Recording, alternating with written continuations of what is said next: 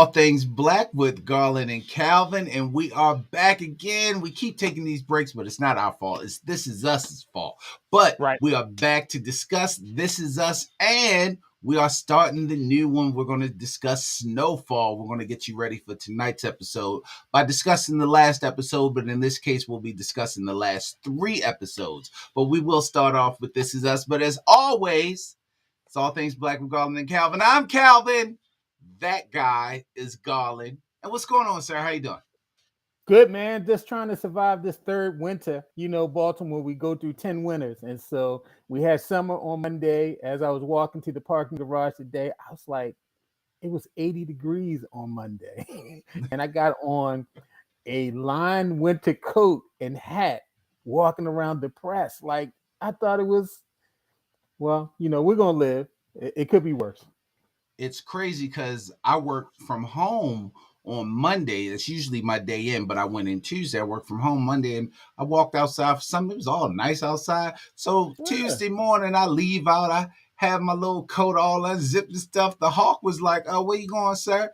Whoosh. I was like, "Oh, wait a minute. A little cold out here." So you know how this weather is. I mean, we've been Right. living with it for years, so there's no need to even complain about it. But it's just so ridiculous. You just It can't get is what used it to is. It is what it is. It is what it is. And so, yeah, let's keep on going, man. Before we know it, it's gonna be too hot, and we're gonna be talking about it's 1,000 degrees before 8 o'clock in the morning. Now, see, I like the hot weather. I'm a hot weather. I can't stand the cold weather. I definitely hate snow. Rain makes me depressed, and I'm a hot weather person. I'd rather for it to be 100 degrees than anything below 20 and 30. I don't know what it is, and I'm a winter baby, but I just can't stand it. Can't Me stand too. it at all. Me too. January. Hey to everybody that's saying hey to us. So how you all doing? Hope everyone's doing well. But we got 2 shows to discuss, which amount of 4 episodes in here. So let's get started. Let's get started. Let's get to it. Let's get to it. And so, let's talk about This Is Us. As we said, we're going to start with that, and we're going to start with Taboo, last night's episode. And so, let's talk about that now. This final Thanksgiving installment doubles as an ode to Rebecca Pearson, who's long been the true heart and soul of the series. The woman who gave Jack a purpose, made her family a home, and held them together during the impossible. She lost her voice to keep quiet creep of aging, and finally uh, found it again in the face of terrifying illnesses. And so this final Turkey Day hurrah unfolds across 3 different Thanksgivings. We have the mid 70s, where newly engaged Jack are hosting their first Thanksgiving for her parents.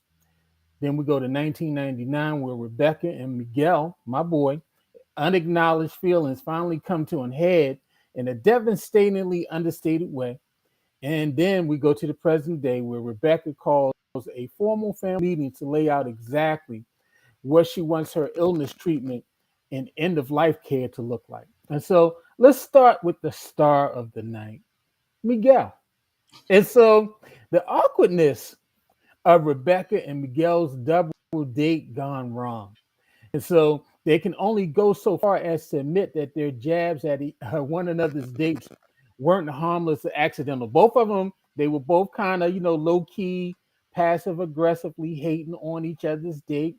Miguel came in there with the little Latina firecracker, and old boy showed up with the wine. He's like, oh, yeah, good wine. He just, giving him the straight face, nothing else. Then Miguel, he announces that he's moving to Houston to be closer to his kids. Also, he has to deal with drunk Kevin being a hater. Kevin is just he's a hater for all haters. If we looked up hater in the character definition book, Kevin's picture would be there. And so let me ask you this, Calvin. Are you ready to give Miguel the credit he deserves? uh Credit for being a bad best friend? Is that what No, you're asking? give him the credit. He was a good best friend. He was there for, he wasn't trying to poach. He wasn't trying to, pick up the pieces after Jack died. He's been there as a friend. And he realizes, like, look, I need to move on with my life. I need to go ahead and be next to my kids. And Rebecca, she carrying these feelings too. We don't put no smoke on Rebecca. Rebecca carrying these deep seated, dreaming about Miguel at night. I don't know if she's dreaming about Miguel at night, but she obviously she wanted Miguel because she laying on the bed crying. Oh, God. Miguel is gonna use that. I don't know what and Miguel ain't even tapped yet. Miguel Uh, ain't even clapped them cheeks yet, but she crying over Miguel. You saw it. You saw it. And so uh, let's revise this. Let's revise because you've been on Miguel pretty hard. So, what did you think about this whole interaction last night, Miguel and Rebecca? Houston, we have a problem.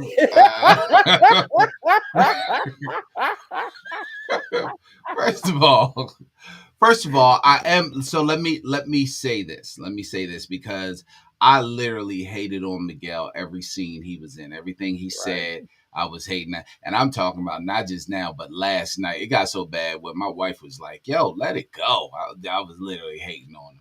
You But are. I will say this.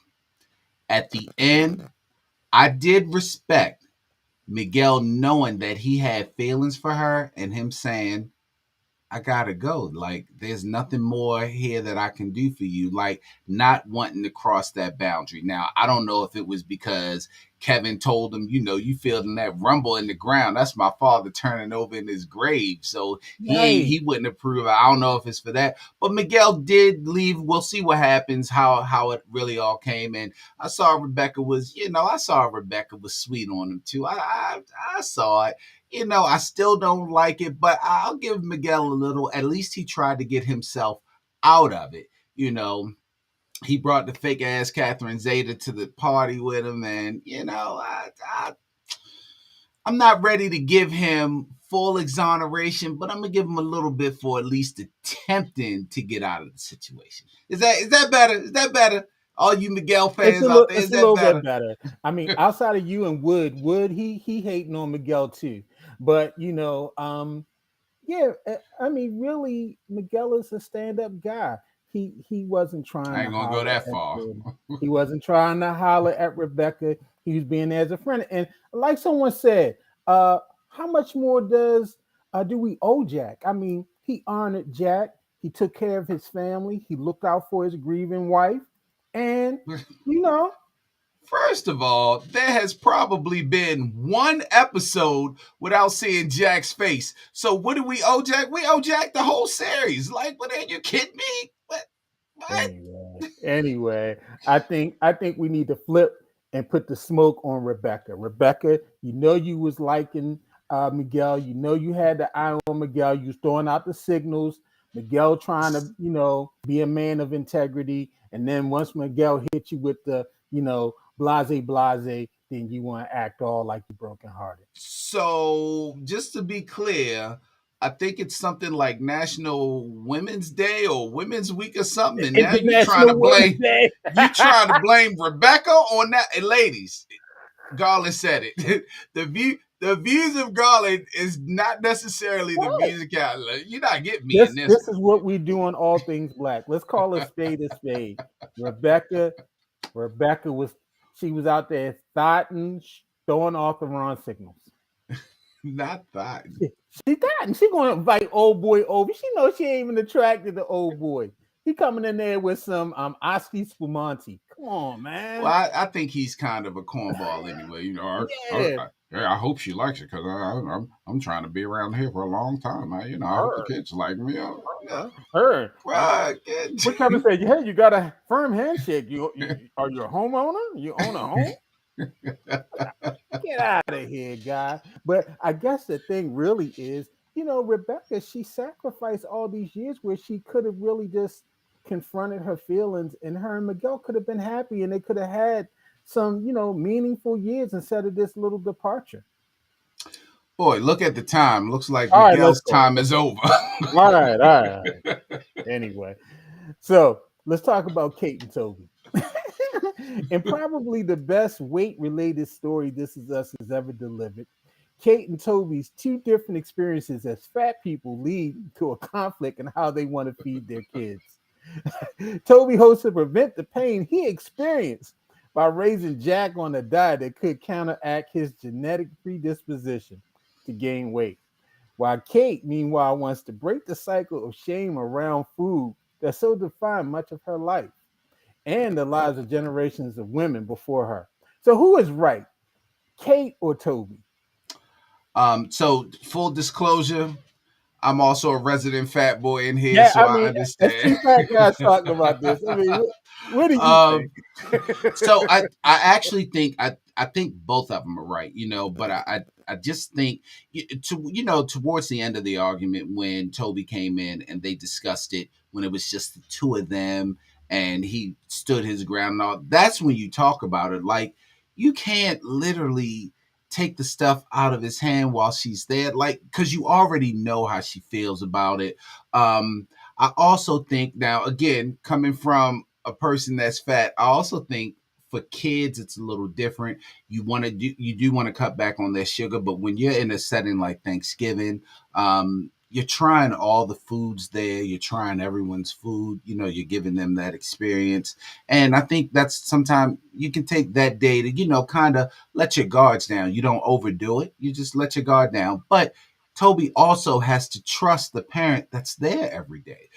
Trust that little Jack's best interest is it's Kate's best interest, or I'm sorry, that Kate has little Jack's best interest in the forefront of her mind, and not just willy nilly giving him anything that he wants.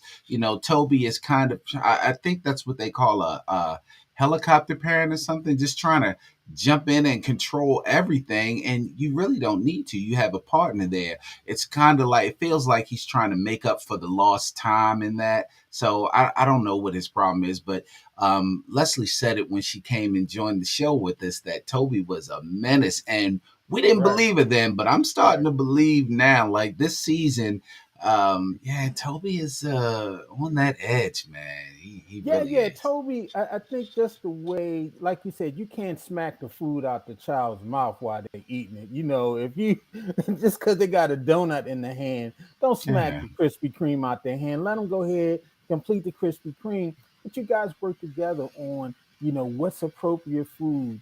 Trying to, work on the portions and having dialogue. I think that's probably the thing that really needed to happen. I think, we kind of forget, well, maybe we haven't forgotten, Toby's the guy that went and lost the weight secretly. They were supposed to be doing this thing together, and Toby went and did his own thing and pretty much left Kate behind.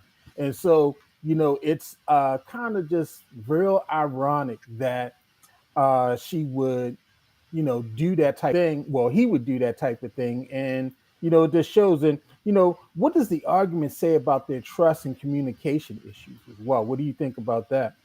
Yeah, and see that's where the disconnect comes in because it and to me it's all Toby. It just seems like Toby has completely forgotten every way to communicate with his wife. They've been together so long, they've never had communication issues. Toby has gone through so many things, but it seems like now he's such a different person. I saw someone say earlier they should have never let him on the yacht because he's changed, but he Right. really has changed, and I don't know what that change is about. A lot of times you may be in school with people, and as you get older and get adults, people have changed, and you're like, well, that's not the person you were. Now it's like you're kind of living what you thought you should have been living, and now that you're able to do it, you want to be a totally different person. I don't know what it is, but it's something about Toby that's just not jiving with who he has been with his family prior to that. He's getting irritated with Kevin. He's feeling more important about himself. These job phone calls. It's like, yeah, all that is great for the outside, but you're with people that knew you back then, sir. Like they knew you before you had your little bald head. They knew you when you just had the little peak receding hairline and you was the fat guy. Like, chill out a minute. Chill Right. out. Yeah, I think and he mentioned it. I was home for all that time when I was unemployed. I think him getting back into this workforce and feeling important and stuff because pretty much last season he was in deep depression because he was not working and he had to be the stay-at-home dad and he hated it. And the fact that he's out and he's doing something that gives him validation of himself, he's just, he's an all around ass now. So, I think they're starting, and that's April Raleigh said they're starting to resent each other for the choices that they made, and I agree with that. She's resenting, supporting his wanting to go away and take this job, and I think he's also resenting the fact that he's not around, and pretty much she's running things, and he has to try to fit into that.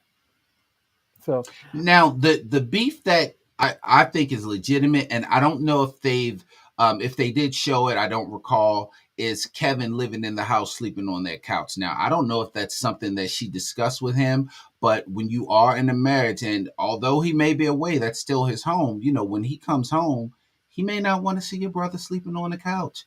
He may not want to see your brother practicing guitar and him having to, interrupt whatever he has going on. That's the one beef I can understand if it wasn't prior discussed. If it was discussed prior, then yeah, you just need to talk to your wife about adjusting some things. You can't be mad at Kevin. But right, yeah, that's the one thing. Your home should be your peace. You shouldn't have to come home to confusion, especially confusion that's not confusion of the people that really live there, guests in the right, house. So. right, right. All right, let's talk about the captain of the ship. Now, Rebecca, she wants to have this family discussion, and she sits her kids down for a frank discussion about her medical future and announced that she's going to pick just one of her children to handle her medical decisions in the event that Miguel is no longer around to captain that ship. And she chooses Kate. And so uh, Randall didn't like that decision. What you think about our boy Randall? His face, he ain't saying nothing, but the look that he shot, he wasn't too happy about that. Well, the story set us up for Randall being disappointed and being quiet when he said, I understand, when she lived near us, it was great, but now that she lives on the other side of the country, I feel disconnected. And I think with that decision, he had to understand, yeah, I am a little disconnected. If for me to make these decisions, I should be around her more. I would probably have to come and live in the compound, which of course Kevin is planning for, but right now he's not. So I think he may be. I don't know if he didn't like it or as much as he's disappointed that he wasn't chosen, but I think he understands why he wasn't chosen, or at least I understand why he wasn't chosen. Yeah, I think it also feeds into his he has to save everybody. We already know that Randall is he wants to make everybody comfortable. He wants to comfort everyone, especially like when Rebecca was crying when Miguel hit her with the bidda bop bam, I'm going to Houston, and he look, Randall, you can't comfort everybody, you can't make everybody Mm, feel good. And that's that thing of his tendency of always being the fixer, always being the one that's quote unquote responsible. And so I want to see how that pays out. But your boy Kevin really got on my nerves this episode. And so here he goes. He's trotting around walking, with the plans. I was like, yeah, here's the plans, Captain. Yeah, you're the captain and all this, that, oh no, we're not gonna build another house just so your fishing buddies can come and hang out. What did you think about your boy Kevin? now, Kevin is an ass. He's a child. Like Kevin's just struggling with being an adult. Like it's ridiculous, man. Like, and he's fallen off so far. Even when he was having his alcohol problem, when he was having the relationship problems, he was not a child. He was just selfish. But now this last episode, he was just a flat out kid on there. It's like, grow up. Yeah, The best thing he said was when he just told Toby, take the hat off. Like that's the only right. time he literally stood up like a man. Everything else just being childish, man. Like, calm down, bro. Yeah, it's crazy. It's crazy. And so, any other thoughts about This Is Us? That pretty, and we didn't miss two episodes of This Is Us. We only missed one because of the State of the Union. Yeah, because of State of the Union, and now they're going to throw 10 in a row up Yeah, into the end, and they're going to start with the kids trilogy, which is going to be really interesting. Of course, I'm sure everybody wants to see Randall like we do, but I would be interested to see what's going on with Kevin. I think he's the first one up in the trilogy they're right. about to do. I want to know what's going on with Malik. Deja said she'd been trying to reach Malik, and Yeah, yeah, so yeah. Randall was kind of like, oh, I don't care. But maybe there's a little bit of trouble in Malik land, so we'll see. We'll see. We got 10 episodes to figure it out. 10 So episodes. 10 episodes, 10 episodes. A lot of work for us. So y'all 6 people still keep watching. This is we us. wait a minute. We had 8 earlier, so Okay. yeah, 8. I'm sorry. yeah. I'm sorry. All right, so let's go ahead and talk about Snowfall. This is season 5 of Snowfall. It's premiere. And so it's the summer of 1984. And we are transported to the dorm room at the University of Maryland College Park. It's the day after the 1986 NBA draft, and Len Bias, star forward for the Maryland Terrapins, is sitting in the room with several of his teammates celebrating being drafted second overall by the Boston Celtics, who had just won the NBA championship a month earlier against the Houston Rockets. Now, if you're a sports fan or have seen some historical documentaries, excuse me, you know that what's about to happen in that scene. Bias has a heart attack and dies, cutting his promising NBA career short before it could even begin. It's an appropriate way to begin the season as it places Franklin and his growing CIA-backed empire within a larger cultural context. And so, Calvin, how old were you in 1984? And do you remember when you heard the news about Len Bias? Yeah, man. 84. I was 12 years old, and yeah. So the Len Bias news was, oh man, it's one of them things, and I don't want to necessarily say for black people, but definitely for people in our area, and I'm sure basketball fans nationwide. This was one of them events in history, like the Challenger explosion. It was on that level, especially back then. Of course, we all knew about drugs and stuff, but this almost felt like it hit home, even though none of us knew. Well, now actually none of us, but we didn't know Len Bias, but he played down College Park. He from PG County, like right down the road, and he was the second pick in the draft. He was the one touted by Red Auerbach to take the mantle. He was going to continue that Celtic legacy from Bird, McHale, Parrish, and to be honest, if you ever think about it, if Len Bias even had a small amount of the success that they thought he would have, which he would have because he was a big man. That's when big men were in. Yes. Think about how Michael Jordan's career could have been drastically changed. That's before them titles. That's before the Bulls got over the hump of the Pistons. The Pistons legacy may have been changed because that was right along that time where it was just Lakers, Celtics, and then the Pistons started coming in. I mean, basketball as we know it now could have literally, the stars could have been changed. Everything could have been changed. So yeah, I remember it well, and I remember how much it's impacted Maryland. And even though the Terps did win one championship since then, it literally changed the course of the Maryland Terrapins to this day.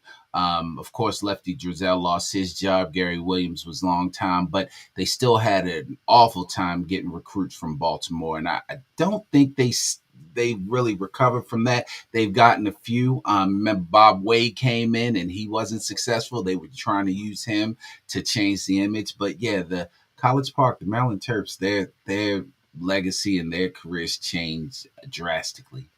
Yeah, I think I might have jumbled up my dates when I did the intro. It was the summer of '86. I might have said the summer of '84, I but it thought was I was a little 1986. older. I was like, Yeah, well, I yeah, thought I was yeah, in the ninth grade when that happened. yeah, it I was summer remember sitting in '86. Mr. Brzezowski's class. Yeah, I just finished my freshman year and at Hampton, and I was home for a couple weeks in the summer. I was on my way. I was working as a camp counselor at a residential camp, and so we were about to leave like a day or two later. And I never forget, I'm sitting watching the noon news, talking on the phone with one of my boys, and the news came across. I was like, "Yo, did you hear that Len Bias died of a heart attack?" And we like, "There's no way Len Bias can die from no heart attack. This guy was a physical specimen.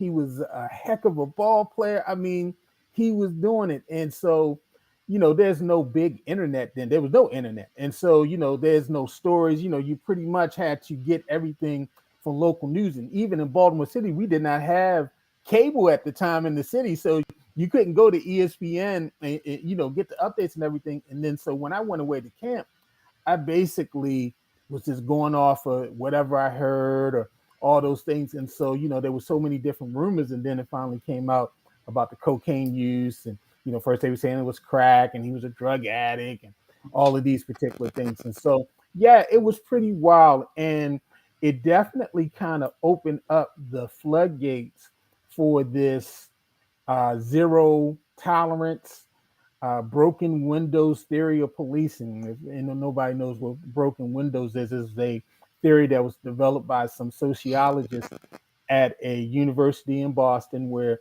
they said that when you see broken windows in a community, that means it's a sign of crime, it's a sign of lawlessness, and in order to control that, you have to have real strict policing. Policing of quality of life crimes. And this is what we saw in Baltimore under several administrations, where people were being just stopped for walking down the street, having an open container, things like that. And so, and of course, this opens up the prison industrial complex for the over incarceration of mostly Black men and women, but also American citizens as well. And so, the far reaching implications of that, just going into how policing and punishment was done in this country, really can be traced back to this overdose. Now, Franklin, he's at the top of the cocaine food chain. The thing is, the game is changing. Bias's death shines a light on the consequences of cocaine use. And with the product becoming more popular than ever, Franklin's crew is no longer the only ones able to bring in the goods. The market is saturated, and that means profits aren't the same. So also the pressure is higher, and the same crew is feeling it. And Franklin is trying to build a clean and legal business. He's been trying to do this for the last 3 seasons. It looks like he's finally got a little something done. And so, what do you think about Franklin's climb to the top? So first of all, who doesn't like Snowfall? Who doesn't like Franklin and his Right. whole crew? So of course they start here, and although I like the show, I'm gonna tell you I was just slightly disappointed in how this started, because they went from showing us how he didn't need the cane anymore. He left out season 4 just straight hard. And Right. the next thing we know, he a businessman. Like, wait, man, Right. what happened? What happened He in just had the between little here? clubs. What Yeah, happened between man, the club and the thingy? what's going on here? So I was a little disappointed because he was having beef with his crew. How Mhm. did he feel when he found out about his dad? Did he know Reed did it? They allude to that, whether when Reed comes back, the guy says, what you did to his father. Like, does he know that Reed did it? Was his mom in on it? Because I think we all thought that the mom left so Reed could come in and do it. Like, where's all that? Like, maybe they'll give it to us later, but I wanted to see all of that. So yeah, I guess it's okay that he has a business, but I wanted to see how he built up to it. Like, he got a girlfriend that's pregnant. Like, what's going on? Where he meet Where's her he come from? at? Like, Because he just stabbed up and beat up the other girlfriend because she was working undercover for his enemies. exactly. I don't know. I don't How many years did we go ahead from season 4 to season 5? Because I'm thinking it ain't that much time. I'm thinking it was 1985 in season 4. know. It is 1986 in season 5. Yeah, he got a whole new boy, and I Right, mean, it's just, yeah, I don't know. I don't know. right. And Peach is walking around here coughing and sneezing. I just read on the message board that Peaches might have HIV. Oh, wait a Yeah. minute. Oh, yeah. I read Well, this on the I read this on the message board. They like, yo, Peach is going around here coughing and stuff. That's why he keep on looking at him like, yo, are you okay? Oh man, it's just a little summertime cold. I didn't even think about that. But then so I thought Peaches was his bodyguard, but now he got these 2 women that's his bodyguard. But then one of the women was sleeping with the guy that he's dealing drug. Like, Right.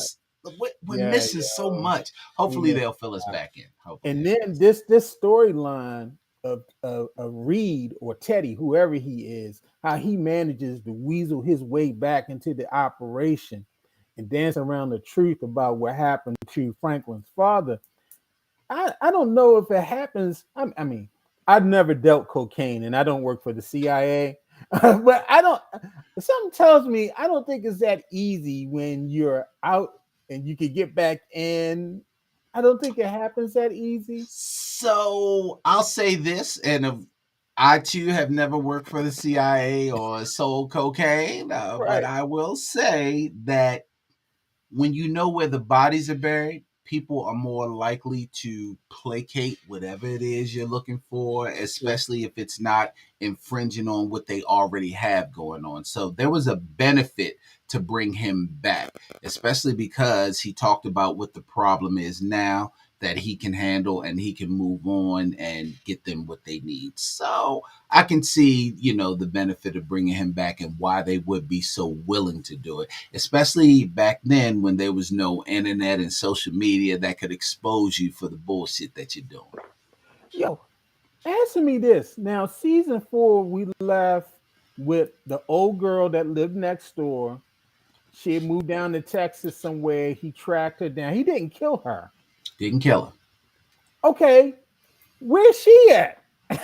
She still so when he threw that cane, that was him just leaving her behind. Leaving behind. Because Okay. yeah, remember he was in love with her and all, but she shot him because he killed her father and all that good stuff. Right. But yeah, he didn't kill her. He just left her where she was. He let her live.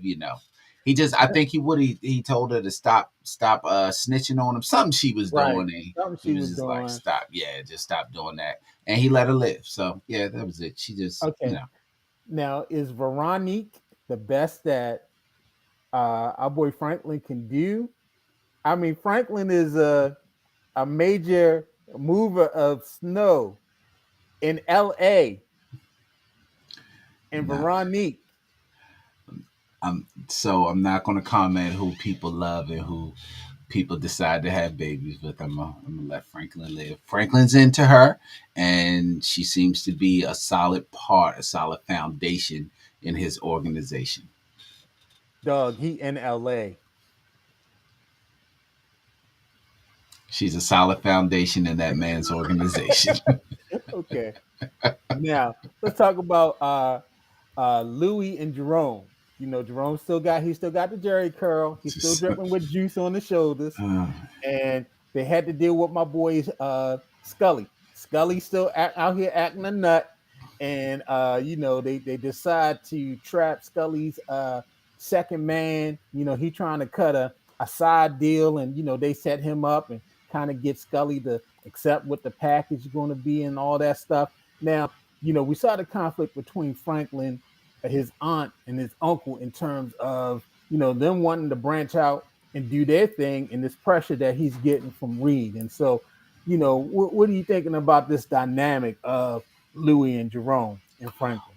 well, Jerome riding horses now, and again, that's Right. another, but that's another relationship because when I last remember, and I could be wrong, I thought they were kind of beefing because, again, like you said, they wanted to go out and do their own thing. That's But it right. seems like he brought them back in the organization and they seem to be happy. So the only beef they're Mhm. having now is kind of how to move. But yeah, they alluded to it in one of the episodes that they still want to go out and do their thing. But they were adamant in leaving him alone because he was bringing a whole lot of heat and a whole lot of trouble. So yeah, it's some questions that I have. The show is still good, but it's just some questions that I have Right. that I would like Jerome that went answered. out here and brought a horse. Remember, Louis was beating up chicks at the house, and now they riding horses together. They Hey, having Four Seasons brunch. You know hey, what I'm she saying? she was in the gym when he was shooting them jumpers. Now look at Right. him. Now that's crazy. And then they got this cop who looks like he's a friend of Louis.